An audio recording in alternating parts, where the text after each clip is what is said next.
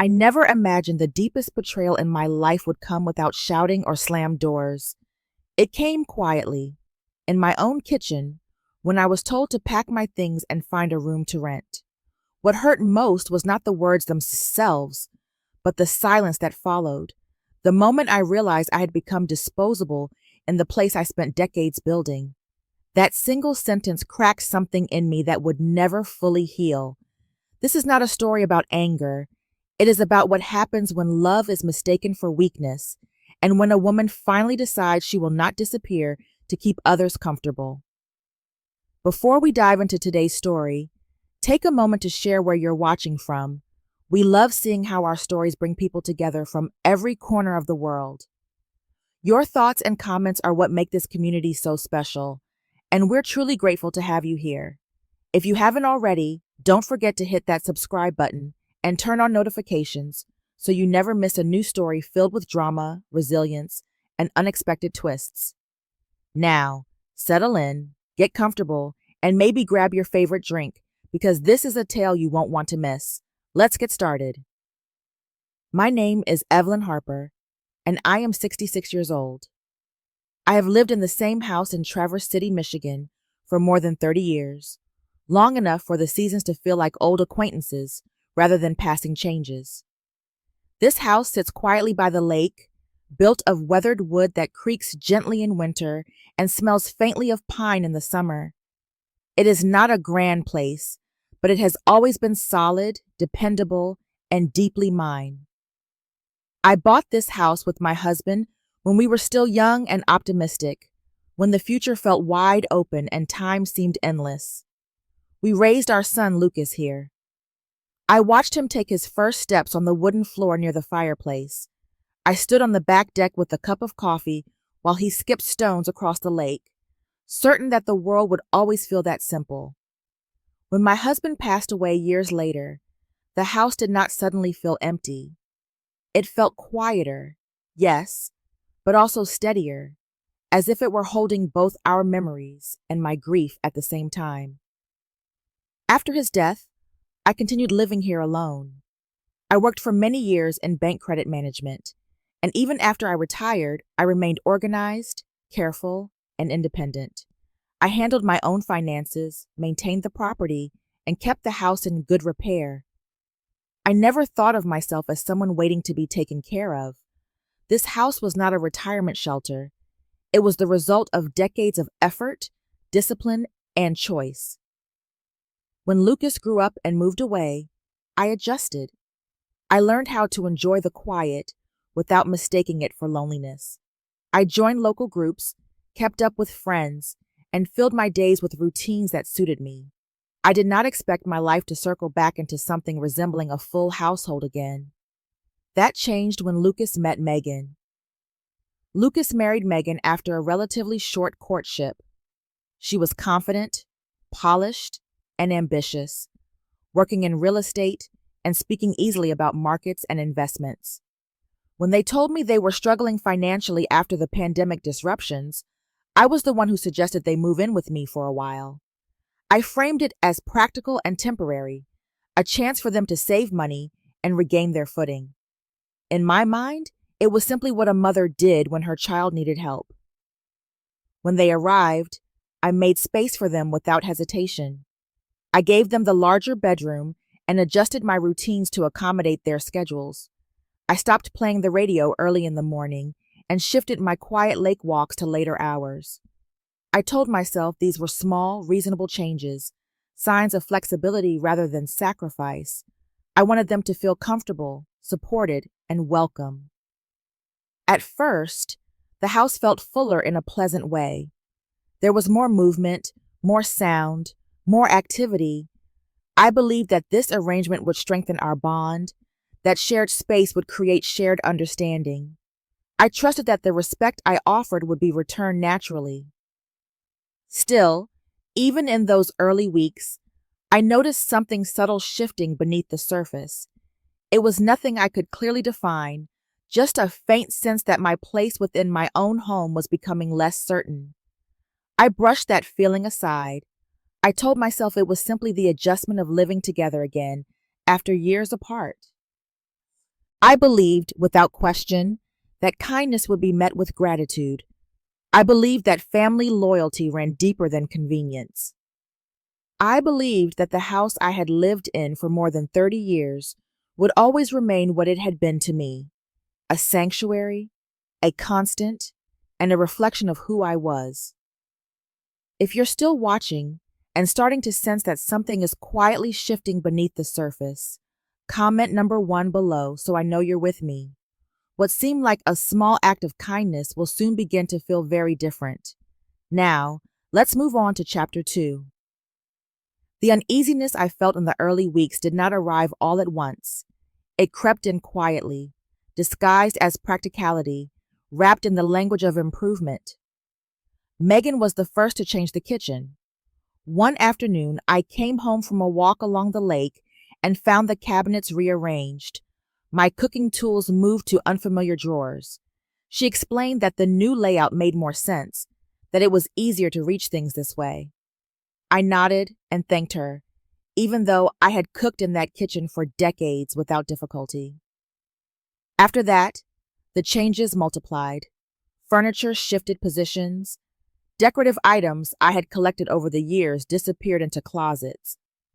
Megan said the house needed to feel more open, more modern. I told myself it was temporary, that young couples like to put their mark on things. Still, I began to hesitate before entering shared spaces, unsure of where I belonged within them. I found myself timing my meals to avoid interrupting their routines. I waited to use the stove until they were done. I retreated to my room earlier in the evenings, not because I was tired, but because the living room no longer felt like mine. The house had not changed its structure, yet my relationship to it had shifted in ways I could not easily explain. Megan started asking questions that seemed harmless on the surface. She asked about utility costs, property taxes, and insurance coverage, always with a tone of concern. She mentioned how valuable lakefront homes had become and how fortunate I was to have bought when prices were lower. I answered politely, though I noticed she remembered details I had not intended to share. Numbers stayed with her. Dates stayed with her. I told myself she was simply curious, professionally inclined to notice such things. Lucas, meanwhile, grew quieter around me. When I mentioned feeling displaced, he reassured me that I was imagining things, that we all just needed time to adjust. He did not argue with Megan, but he did not defend me either. His neutrality felt heavier than open disagreement. It suggested acceptance without responsibility. As weeks passed, conversations between Lucas and Megan happened more frequently without me. Their voices lowered when I entered a room. They exchanged looks that ended discussions abruptly. I began to wonder if I was interrupting something private simply by existing in shared spaces. That thought settled deeply, stirring an old fear I had not felt in years, the fear of becoming unnecessary. I questioned myself constantly. I wondered if my discomfort was a product of age, if I was resisting change because it reminded me that life had moved forward without my permission. I worried that speaking up would make me seem difficult, ungrateful, or demanding. So I chose silence. I chose observation. I chose to shrink. The moment that truly unsettled me came when Megan brought 2 acquaintances over one afternoon. She introduced them as friends from work. They walked slowly through the house, commenting on the layout and the view of the lake. Their eyes lingered on the windows, the deck, the shoreline. They spoke with the detached interest of people evaluating potential rather than appreciating history. I sat quietly, listening, my unease sharpening into something closer to alarm. That night, I stood alone in the hallway, listening to the lake move softly against the shore. I realized I was beginning to feel like a guest in the place where I had lived most of my life. Not because anyone had said it outright, but because every small change carried the same message: adapt, make room, step aside. I did not confront anyone. I did not accuse. I simply took note. A part of me understood, though I was not ready to admit it yet, that kindness without boundaries could easily be mistaken for weakness. And once that happened, reclaiming one's place would require far more than patience. If you're still watching and feeling that subtle discomfort grow, comment number 2 below to let me know you're paying attention. The changes you just heard about were not accidental, and what comes next will make that clear. Now, let's move on to chapter 3. The evening it happened began like any other. The house was quiet, and the way it often was after dinner, the lake outside settling into a flat, dark mirror as the light faded. I was rinsing a mug at the sink when I felt a shift behind me, the subtle awareness that comes when a room changes shape without a sound. Megan stood near the doorway, arms folded, her posture composed in a way that felt rehearsed rather than natural. She spoke without preamble, her voice even and controlled. She said that the living arrangement was no longer working and that it would be better if I found a room to rent elsewhere. She framed it as a practical decision, one that would give Lucas and her the space they needed to move forward. There was no hesitation in her tone, no softness. It was not a suggestion, it was a conclusion. I turned toward Lucas instinctively, the way a mother does when she expects reassurance to follow a blow. He was standing a few steps behind her, his hands in his pockets, his eyes fixed on a spot just above my shoulder. He did not speak. He did not look at me. His silence settled heavily between us, louder than anything Megan had said. In that moment, something inside me fractured and clarified at the same time.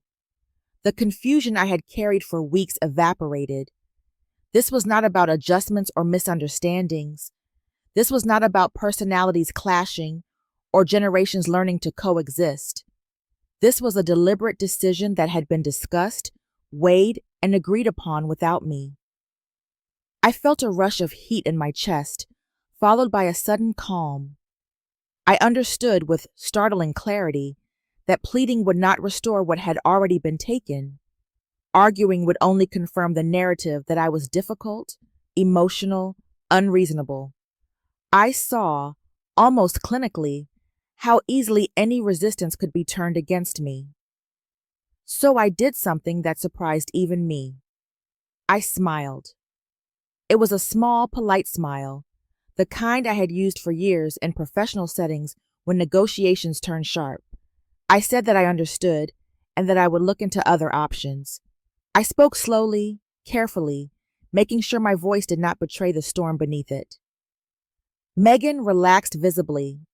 The tension in her shoulders eased, as though she had braced herself for a fight that never came.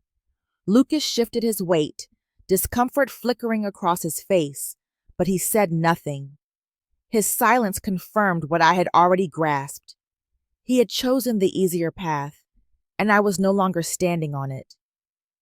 Later that night, I sat alone in my bedroom, the door closed, listening to the familiar sounds of the house settling. The walls, the floors, the quiet creaks all reminded me of how long I had belonged here. I thought about the countless times I had put Lucas first, about the choices I had made to ensure his stability, his education, his future. None of that had prepared me for the reality of being dismissed so cleanly. I did not cry. Instead, I reviewed the moment again and again, searching for the precise instant when the line had been crossed. I realized that this was the first time anyone had directly challenged my right to exist in my own home, not through hints or implications, but through a clear request for removal. As I lay awake, I understood that compliance would not end the conflict. It would only invite further demands. If I stepped aside now, there would be nothing left to negotiate later. The decision I made that night was quiet but firm. I would not reveal my hand. I would not confront them with anger or accusations. I would observe, document, and prepare. This was the first clear break, the moment when kindness stopped being misunderstood and started being exploited. And while they believed they had won something that evening, I knew that what they had truly done was signal the beginning of a very different kind of conversation. If you're still watching and that moment of silence shook you as much as it shook me, comment number 3 below, so I know you're still here. That single sentence changed everything, but the real story is what I did next. Now, let's move on to chapter 4. After that night, I became very careful about what I showed and what I concealed. Outwardly, I appeared compliant. I spoke softly, moved more slowly, and allowed the impression to settle that I was overwhelmed and uncertain about my next steps. When Megan asked whether I had begun looking for a place, I told her I was browsing listings and comparing prices. I mentioned how difficult it was to find something affordable on a fixed income. None of that was untrue, but it was not the full truth either. Megan responded to my apparent acceptance with visible relief. Her manner toward me shifted almost immediately. She was less guarded, more casual, as though the outcome she wanted was already secured. She spoke openly about plans for the house, about repainting walls and rearranging rooms once things settled. She referred to the future in ways that quietly excluded me, and I listened without comment, storing each word away. Lucas remained uneasy. I could see it in the way he avoided my eyes and lingered in doorways as if unsure where he belonged. On more than one occasion, he almost said something and then stopped himself. Each time he deferred to Megan with a silence that spoke louder than any agreement. I began to understand that his weakness was not temporary. It was a pattern, one I had ignored for too long. As they grew more comfortable, I grew more observant. I paid attention to Megan's phone calls, the ones she took outside or behind closed doors. I noticed how often she spoke in precise numbers and timelines. I heard the word bank more than once. I saw her reviewing documents with Lucas, pointing to places where his signature was required, reassuring him with the confidence of someone used to being believed. One afternoon, Lucas mentioned signing a form that authorized Megan to handle certain financial inquiries on his behalf. He said it casually, as if it were an unremarkable detail. I felt a tightening in my chest but said nothing. The pieces were beginning to align in a way that left little room for doubt. I started reviewing my own records quietly. I checked the deed, the insurance policies, the tax documents I had filed year after year without assistance. Everything was exactly as I remembered it. The house was solely in my name, purchased long before Lucas was an adult, maintained and paid for through decades of work. That knowledge steadied me, even as it deepened my concern. The realization that Megan was operating on an assumption rather than a fact unsettled me. She behaved as though my departure was inevitable, as though ownership would follow naturally once I stepped aside. The ease with which she made that leap told me more about her intentions than any argument ever could. I continued to play my role. I mentioned potential moving dates. I asked vague questions about storage and downsizing. Megan responded with encouragement that felt prematurely triumphant. Lucas watched from the edges, conflicted but inactive. Each interaction confirmed what I already suspected. They were not preparing for a transition. They were preparing for possession. At night, I lay awake listening to the house breathe around me. I thought about how easily I could have reacted differently, how anger or confrontation might have satisfied my pride but cost me clarity. Restraint, I realized, was my advantage. While they assumed I was retreating, I was actually taking inventory. By the end of the week, my decision was fully formed. I would continue to let them believe I was leaving. I would allow them to grow careless in their certainty. At the same time, I would prepare myself with facts, documents, and professional counsel. If this situation turned openly adversarial, I would meet it on solid ground. Agreeing, I understood now, did not mean surrendering. It meant buying time, and time, when paired with truth, had a way of shifting power back to where it belonged. If you're still watching and realizing that agreeing does not always mean surrendering, comment number 4 below to let me know you're following closely. What I discovered while pretending to step aside revealed far more than they expected. Now, let's move on to Chapter 5. The moment arrived without ceremony, on an ordinary afternoon that should have passed unnoticed. Sunlight fell across the dining table where Megan and Lucas sat with papers spread in front of them, speaking in low, efficient tones.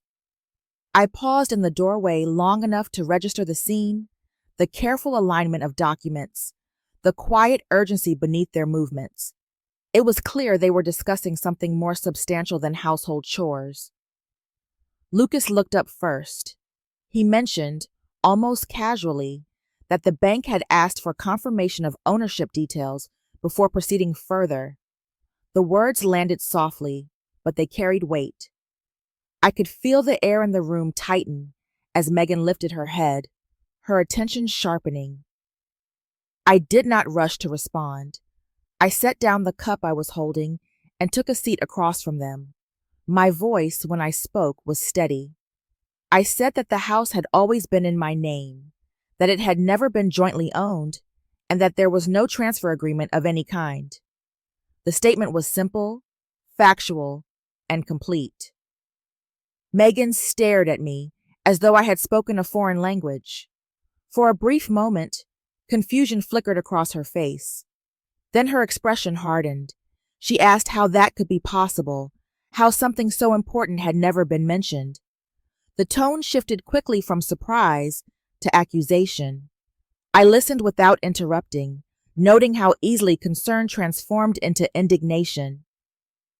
Lucas looked between us, visibly unsettled.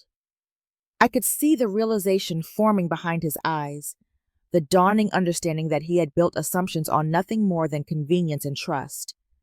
He asked questions then, hesitant but sincere, about paperwork and timelines. I answered calmly, explaining that the house had been purchased long before his marriage, maintained and paid for by me alone. There was nothing secretive about it. There had simply never been a reason to clarify. Megan's frustration grew sharper as the conversation continued. She spoke about expectations, about fairness, about what she believed had been implied over time. I recognized the language of someone scrambling to reassert control. I did not defend myself, because there was nothing to defend.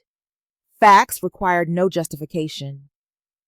What struck me most was how quickly the atmosphere changed. The pretense of cooperation evaporated. Megan's voice rose, her words edged with resentment. She accused me of withholding information, of manipulating circumstances to my advantage. I watched Lucas shrink slightly beside her, torn between loyalty and discomfort. I remained still. I did not apologize. I did not soften the truth to make it more palatable. I understood then that any attempt to reassure would only be interpreted as weakness. Silence, paired with certainty, was more effective. The power dynamic shifted visibly. Megan's confidence faltered as she realized her plans rested on assumptions that could not withstand scrutiny. The house was not a prize waiting to be claimed. It was a reality anchored in legal ownership and history. That distinction mattered now more than ever. As the discussion drew to a strained close, I felt no satisfaction, only clarity. The truth had surfaced, and with it came consequences that could not be undone. Whatever illusions had guided the past weeks were gone. There would be no quiet resolution, no gentle transition. Choices would have to be made, and lines would be drawn. Later, alone in my room, I reflected on how easily silence had allowed misunderstanding to grow. I understood that this revelation would not end the conflict. If anything, it would intensify it. Megan would not retreat gracefully. Lucas would have to confront his own role in what had unfolded. The truth, once spoken, could not be folded back into secrecy. It stood between us now, solid and unyielding. And as unsettling as that felt, it was also a relief. From this point forward, there would be no more pretending. After the truth came into the open, the house changed in a way that was impossible to ignore. The air felt tighter, conversations shorter, movements more deliberate. Megan no longer bothered with subtlety. Her remarks carried an edge now, wrapped in the language of morality and obligation. She spoke about fairness, about sacrifice, about how families were supposed to support one another. Each comment was aimed carefully, designed to make my position seem unreasonable without directly challenging the facts. Lucas drifted between us, visibly unsettled. He asked questions, but not enough of them. He listened, but without drawing conclusions. I saw him wrestling with the realization that his assumptions had been built on convenience rather than verification. Still, he did not intervene. His hesitation was its own form of choice, and I felt the weight of it more acutely with each passing day. The pressure began to shift from private tension to something more threatening. Megan hinted that people might misunderstand the situation if it became public. She spoke about perception, about how easily stories could be shaped. Once, she remarked that aging changed people, that judgment sometimes clouded with time. The implication was clear. My resistance was not principled, she suggested. It was evidence of decline. I listened carefully. I did not argue. Inside, a boundary was forming, solid and immovable. I understood then that this was no longer a family disagreement that could be resolved through conversation or compromise. This was a contest over control, and the tools being prepared were not emotional appeals, but reputational pressure. That realization brought an unexpected calm. Fear receded, replaced by clarity. I had spent decades in a profession where decisions were made on paper, not promises. I knew the difference between a feeling and a fact, between an assumption and a record. The path forward became obvious not because it was easy, but because it was necessary. I began researching quietly, reviewing statutes related to elder financial protection and property rights. I contacted an attorney whose work focused on these exact issues. When I described my situation, I did not dramatize it. I stated the facts plainly. The response I received was measured and reassuring. I was told that my instincts were correct and that delay would only complicate matters. That was the moment I accepted what this decision might cost me. I knew that taking formal steps would likely fracture what remained of the fragile peace in the house. I knew Lucas might interpret my actions as rejection rather than self-defense. The possibility of losing him, even temporarily, weighed heavily. But I also knew that sacrificing my autonomy would not preserve our relationship. It would only distort it beyond recognition. I thought about the years I had spent modeling responsibility for my son, teaching him to read contracts carefully, to question what seemed too easy, to stand by his principles even when it was uncomfortable. Those lessons had not vanished. They had simply been delayed. Protecting myself now was not a betrayal of motherhood. It was an extension of it. When I committed to legal counsel, the decision felt final, not dramatic. I did not announce it. I did not threaten or warn. I simply began preparing, gathering documents, organizing records, and setting boundaries internally before they were ever spoken aloud. By choosing action over silence, I was not escalating the conflict. I was defining it. I was no longer reacting to pressure or speculation.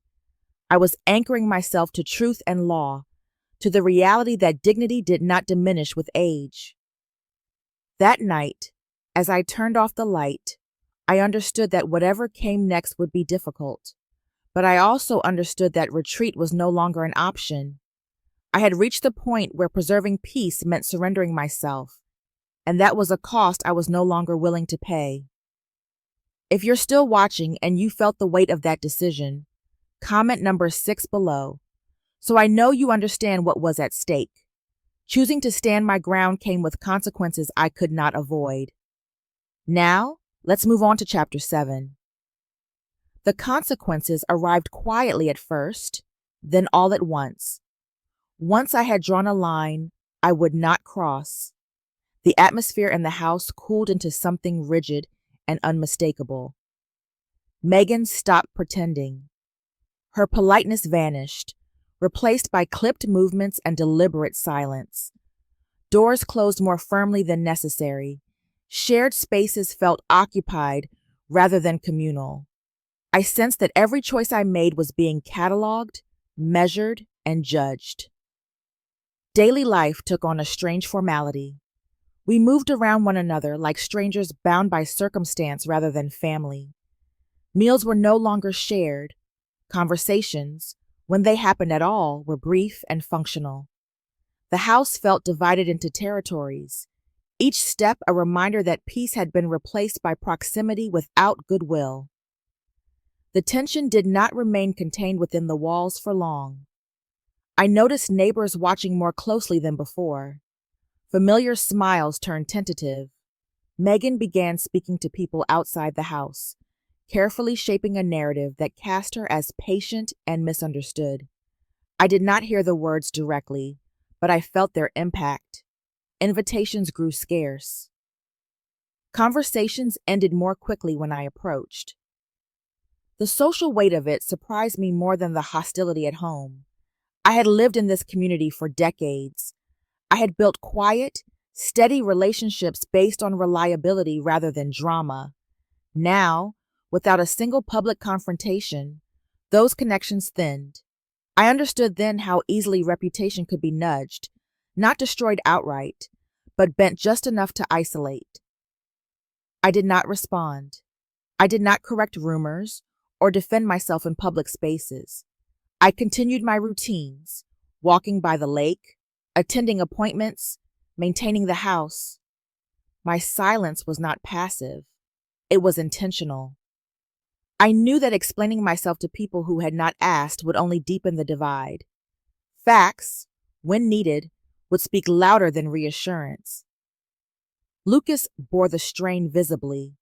He grew more withdrawn, his discomfort evident in the way he avoided both sides. I could see the toll of being caught between loyalty and convenience, between truth and inertia. For the first time, he began to understand that not choosing was still a choice, and that it carried consequences of its own. Inside, my emotions shifted daily.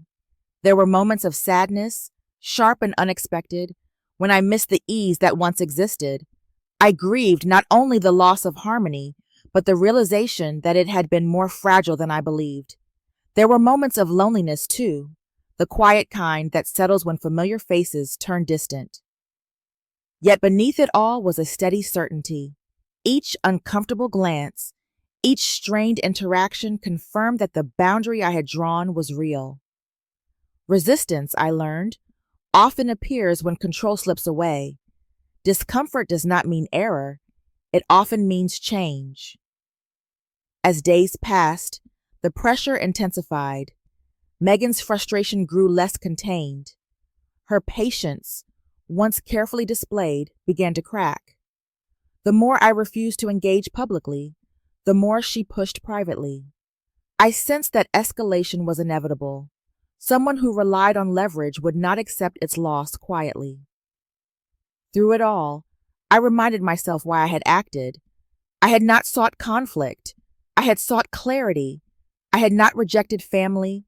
I had rejected manipulation. Those distinctions mattered, even when they were inconvenient. By the end of the week, I understood that drawing a line did not end the struggle. It simply revealed who was willing to respect it and who was not. The consequences were real and uncomfortable, but they were also honest. For the first time in months, I was no longer guessing where I stood. And that knowledge, even in isolation, was worth the cost. The tension that had filled the house for days began to change shape. It no longer felt sharp and confrontational. Instead, it settled into something brittle, as if the situation could fracture under the slightest pressure. Megan's composure eroded quickly once she realized that silence and insinuation no longer moved me. Her irritation surfaced in small, uncontrolled ways: slammed drawers, sharp sighs, careless remarks meant to provoke a reaction. I gave her none. What surprised me was how revealing her frustration became. The calmer I remained, the more unsteady she appeared. Control had been her anchor, and without it, she seemed unsure of where to stand. I began to see patterns I had missed before, moments when ambition outweighed empathy, when urgency eclipsed reason. This was not about family harmony or shared living. It was about leverage. The truth came together gradually, through overheard phone calls, unpaid notices left carelessly on the counter, and conversations that stopped when I entered the room. I understood that Megan was under severe financial strain. Her work had not been as stable as she claimed. Debts had accumulated quietly, compounding pressure she did not know how to manage. The house, with its location and value, represented not comfort, but escape. Lucas confronted that reality with visible discomfort. For the first time, he did not dismiss my concerns or deflect responsibility. He admitted that he had trusted without verifying, that he had allowed convenience to replace judgment. His voice carried shame rather than defensiveness. Watching him face that realization was painful, but it was also necessary. There was one conversation that brought everything into focus. It was brief and tense, stripped of politeness. Positions were stated plainly. I explained that I would not be leaving my home and that legal steps were already in motion to protect my interests. I did not accuse or insult. I did not ask for understanding. I stated boundaries and allowed the silence that followed to speak for itself. Megan understood then that the situation had shifted beyond her control. The calculation in her eyes faded, replaced by anger and something close to panic. Any pretense of reconciliation vanished. She began packing within days, her movements sharp and resentful. The emotional distance between us widened into finality. Whatever relationship we might have had ended without ceremony. Lucas made his decision shortly after.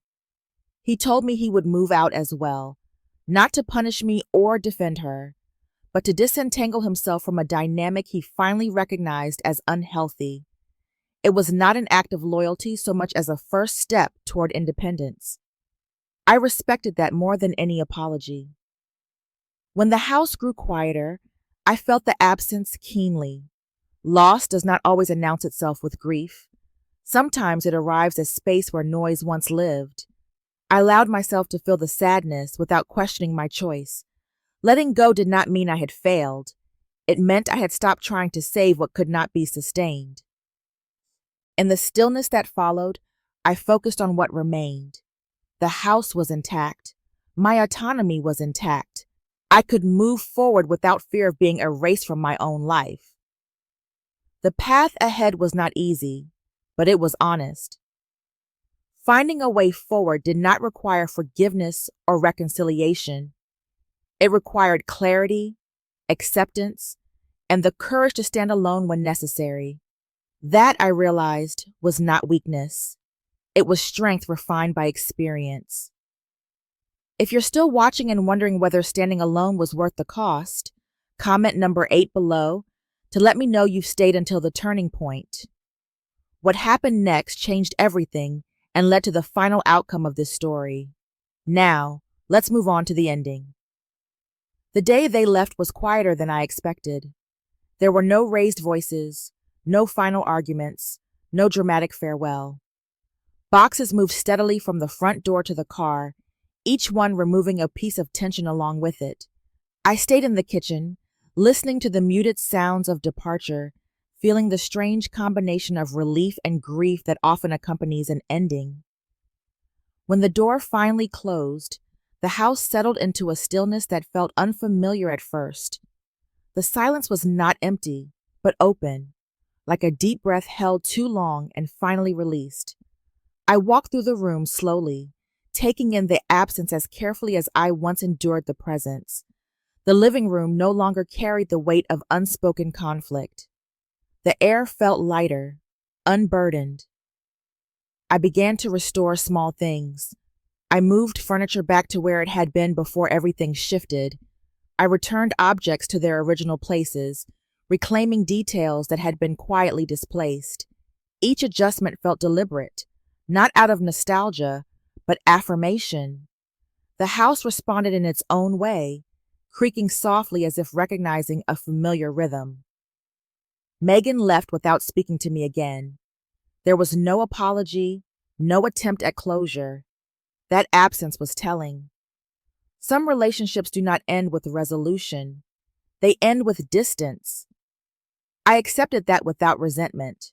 Closure, I learned, does not always arrive through conversation. Lucas came by briefly after the move was complete. He stood awkwardly in the doorway, unsure of where to place himself. Our exchange was restrained, careful. There was no pretense that things were healed. We acknowledged the situation for what it was, and that honesty mattered more than comfort. The bond between us had changed, not broken, but altered by experience. As days passed, I settled into a rhythm that belonged entirely to me again.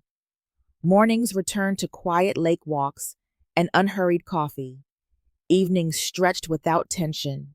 I noticed how much energy I had spent managing other people's emotions, how heavy that burden had become without my fully realizing it. Its absence was restorative. There were moments of sadness, of course. I missed the version of family I had imagined, the ease I had hoped living together would bring. But those moments passed without pulling me under. I had learned that longing for what could have been should not outweigh the value of what is. The house itself seemed to stand as witness. It had seen beginnings and endings, joy and loss. It had endured without judgment. In reclaiming it, I was not erasing the past. I was honoring it while refusing to let it define my present. What remained was not victory, but balance. I had not set out to win anything. I had set out to protect my autonomy, my dignity, and the life I had built over decades. Those things were intact. The house was mine again, not just in name, but in spirit. It held my choices, my boundaries, and my future. And within its quiet walls, I felt something I had not felt in a long time. Peace, earned rather than given, settled in and stayed. In the weeks that followed, the house returned to a rhythm that felt both familiar and newly earned. Mornings arrived quietly, without tension lingering in the air. I made coffee, opened the curtains, and watched the lake change color with the light. These small rituals grounded me, reminding me that life had continued all along, even when I had been distracted by conflict. I spent time thinking about how easily my kindness had been mistaken for permission. I had believed that generosity would naturally inspire respect, that love would create balance on its own. What I learned instead was that without boundaries, even the best intentions could be reshaped into expectations. And expectations, left unchecked, could turn into demands. Family, I realized, is not a free pass to disregard another person's autonomy. Love does not erase ownership, consent, or dignity. Being a mother does not require disappearing so that someone else can feel comfortable. I had confused patience with silence, flexibility with surrender. Untangling those ideas was uncomfortable, but necessary. Age played its own quiet role in the story. Somewhere along the way, I had absorbed the message that growing older meant becoming less entitled to space, less worthy of authority, less visible. Standing my ground forced me to confront that belief. I saw clearly then that independence does not expire with retirement, and self-respect does not fade with time. If anything, it becomes more important to protect. The most difficult lesson involved boundaries. For years, I had associated them with coldness or rejection. I worried that setting limits would make me seem unloving. What I learned instead was that boundaries are an act of clarity.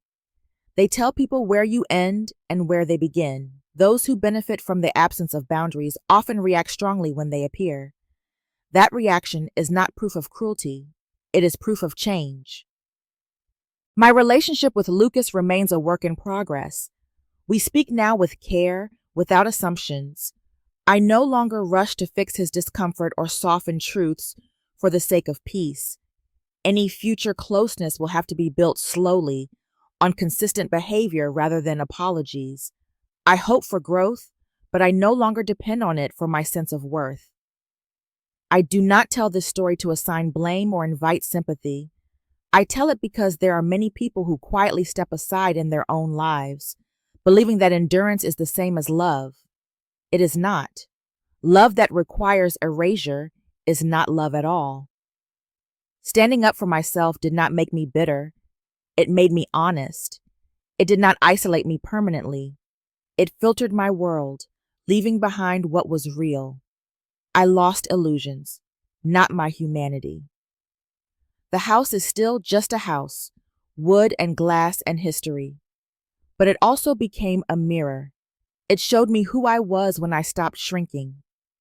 The greatest lesson I carry forward is simple and hard one. No one else will protect your dignity if you refuse to claim it yourself. And once you do, the peace that follows is not loud or dramatic. It is steady, quiet, and entirely your own. In the end, this story is not about conflict or victory. It is about what happens when quiet endurance reaches its limit and turns into self-respect. It reminds us that kindness without boundaries can slowly erase a person, while clarity can restore them. Aging does not lessen one's right to dignity, and love does not require self-abandonment. Sometimes the bravest act is not holding on, but standing still and refusing to move aside any longer. True peace does not arrive with applause or approval. It comes softly, when choices finally align with values, and when a person learns that protecting their space is not selfish, but necessary. Life has a way of testing where we draw our lines, and those moments often define who we become next. Thank you for listening until the end. If this story resonated with you, please share your thoughts in the comments. Do not forget to like, subscribe, and follow the channel for more stories like this.